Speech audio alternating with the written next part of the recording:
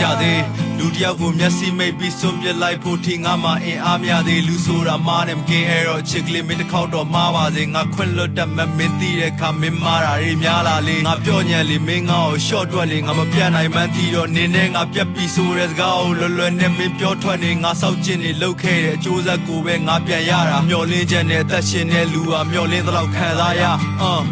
လီပဲငါခံကိုဘယ်အစားပြီးရှင်းရမလဲမင်းပေးတဲ့လက်ဆောင်တွေတပ်ပုံတွေဘယ်ကိုသွားပြီးပြည့်ရမလဲ relation တစ်ခုမှတန်ရောစဉ်တွေ့မိရင်စိတ်တွေညစ်ရတယ်နောက်ဆုံးမှငိုယိုပြီးကြံခဲ့တဲ့သူဟာကိုပဲဖြစ်ရတယ်